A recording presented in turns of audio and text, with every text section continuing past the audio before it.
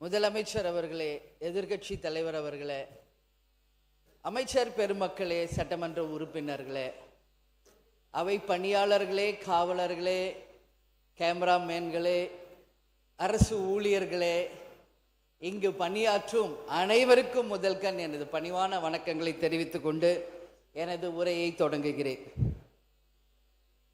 நேற்று தமிழ் மீதான தீர்மானம், இன்றைக்கு 2 முக்கியமான தீர்மானம் இந்த அவையில் நிறைவேற்றப்பட்டிருக்கிறது. அந்த வகையில் முதலில் நமது அவைத் தலைவர் அவர்களுக்கு தேமுதிக சார்பாக முதல்ல பணிவான வணக்கங்களையும் நன்றிகளையும் இந்த நேரத்தில் சொல்ல விரும்புகிறேன். ஏன்னா முக்கியமாக 2 விஷயம்.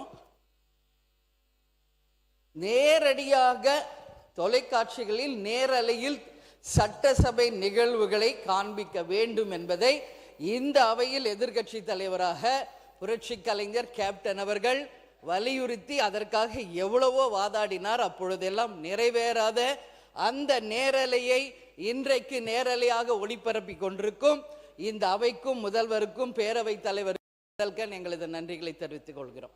அதற்கு அடுத்தது கேமராமேன்களுடைய ஒரு சின்ன ரிலாக்ஸ் பண்ணி அவங்கள மனித நேயத்தோடு நீங்கள் அதை பரிசீலிக்கணும் என்று சொன்ன உடனே மறுநாளே அதை மனித நேயத்தோடு ஏற்றுக்கொண்ட நமது அவைத் தலைவர் அவர்களுக்கு இந்த நேரத்தில் என் நன்றிகளை தெரிவித்துக் கொள்கிறேன். தமிழ் மீது நேற்று நாம் நிறைவேற்றிய தீர்மானத்தை தேசிய முற்போக்கு திராவிட கழகம் முழுமையாக வரவேற்கிறது என்பதை இன்றைக்கு தான் அது பதிய வைக்க முடியும். என்ன, நேற்று வாய்ப்பு எனக்கு கிடைக்கல. எல்லாருக்கும் பேசும் வாய்ப்பு இந்த அவையில் கிடைக்க வேண்டும் என்றதற்காக எல்லா தீர்மானத்தின் மீது இன்று நான் பேசுகிறேன்.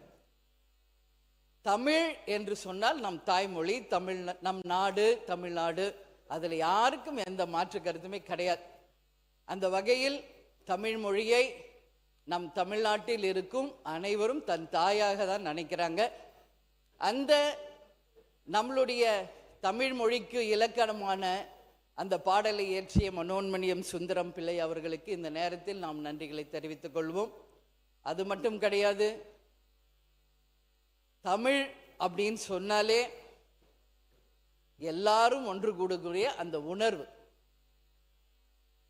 தமிழ் மொழியை தவிர வேறு எந்த மொழியிலும் நடிக்காமல் தமிழ் மொழியில் மட்டுமே பேசுவதை தன் வாழ்நாள் கடமையாக கொண்ட புரட்சி கலைஞர் கேப்டன் அவர்களுக்கு இந்த எதிர்க்கட்சி தலைவராக இந்த சட்டமன்றத்திலே அவர் உரையாற்றியது அனைவருக்கும் தெரியும்.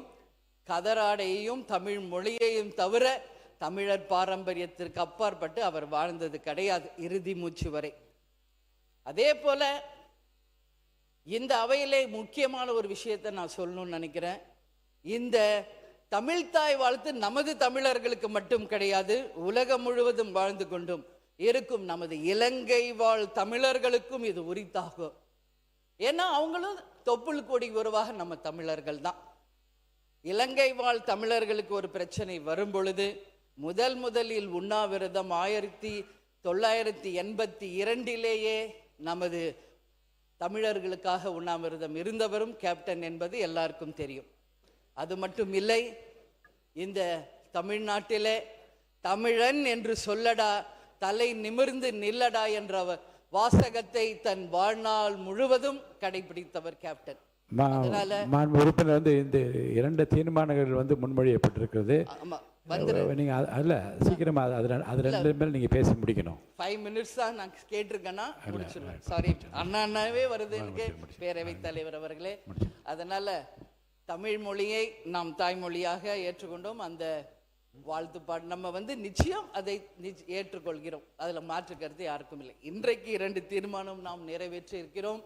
மிக முக்கியமாக நீட் அப்படின்றது தீர்மானம். எல்லாரும் அனிதா பற்றி பேசினாங்க. சகோதரி அனிதா மரணத்தின் போது அந்த இறுதி சடங்கில் அவர்களை தகனம் செய்யும் மேடையில் நின்று நமது தங்கை அனிதாவுக்கு அஞ்சலி செலுத்தியவர் கேப்டன் என்பதை யாரும் மறக்க முடியாது. எனவே இதிலெல்லாம் யாருக்கும் இங்க எந்த மாற்று கருத்தும் கிடையாது. தமிழ்தாய் வாழ்த்து தான் கண்டிப்பா எல்லாரும் வேணும். நீட் எக்ஸாம் வேண்டாம் அப்படிங்கிறது ஒட்டுமொத்த மக்களின் கருத்து என்றால் அதை நிச்சயமாக நாமும் ஏற்றுக்கொள்வோம். எந்த ஒரு ஸ்கீம் இங்க வந்தாலும் மக்களுக்காக தான் அது வருது. எனவே அது மக்கள் விரும்பும் அந்த திட்டங்களை நிச்சயமாக இந்த அவையிலே தேசிய முற்போக்கு திராவிட கழகம் ஏற்றுக்கொள்ளும். அதை தீர்மானத்தை நாங்கள் வரவேற்கிறோம். அதுக்கப்புறம் FCRA பத்தி நம்ம பேசியிருக்கோம். அது இன்றைக்கு ஃபாரின்ல இருந்து புறவழி வாசலில் இந்தியாவுக்குள் வரும் அந்த நிதியை சரியான முறையில் இந்த அரசு நீங்க பார்த்து கொள்ளணும். ஏன்னா அந்த நிதியை நீதியின் மூலமாகவும் லஞ்ச ஊழலுக்கு அப்பாற்பட்டு தவறான பாதையில் அந்த பணம் இங்கு வருவதை நிச்சயமாக இந்த அரசு தடுக்கும் என்பதை நான் உறுதியாக நம்புகிறேன். லஞ்சம் ஊழலுக்கு அப்பாற்பட்டு ஒரு நேர்மையான ஆட்சியை கொண்டு வர வேண்டும் என்று சொன்னதும் முதலில் நமது கேப்டன் அவர்கள் என்பது எல்லாருக்கும் தெரியும். இந்த அரசும் அந்த லஞ்சம் ஊழலை எதிர்த்து கொண்டிருக்கிறது. அந்த வகையில் அந்த FCRA பணம் எந்த வகையிலும் பின்புற வாசல் வழியாக தவறான ஒரு செயல்களுக்காக எந்த விதத்திலும் வராமல் தடுக்க வேண்டியது இந்த அரசின் கடமை என்பதையும் இந்த நேரத்தில் நான் தெரிவிச்சுக்கிறேன். அதே போல மிக முக்கியமாக இன்னைக்கு 2 விஷயம். எல்லா இடத்திலும் மீனவர்கள் ஆர்ப்பாட்டம் போராட்டம் நடத்தி கொண்டிருக்கிறார்கள். இந்த அரசு நிச்சயம் அவர்களை நீங்க இது பண்ணணும். அது மட்டும் இல்லை, செவிலியர்கள் ஒரு புறம், அது மட்டும் கிடையாது, உப்பு தயாரிக்கும் உப்பளத்தை வேலை செய்யறவங்களும் அமைச்சருக்கு தெரியும். தீர்மானத்தை மாற்றி தயவு செய்து நீங்க தீர்மானத்துக்குள்ள பேசுங்க, வரவேற்று பேசுங்க. மானிய கோரிக்கை வரும்போது நீங்க நிறைய உங்களுக்கு வாய்ப்பு கொடுப்போம், அப்ப பேசுங்க, இப்ப வேண்டாம். ஓகே பேரவைத் தலைவர் அவர்களே, இந்த 3 தீர்மானத்தையுமே தேசிய முற்போக்கு திராவிட கழகம் வரவேற்கிறது என்பதை கூறி எனக்கு வாய்ப்பு கொடுத்த பேரவைத் தலைவருக்கு நன்றி கூறி விடைபெறுகிறேன். நன்றி, வணக்கம்.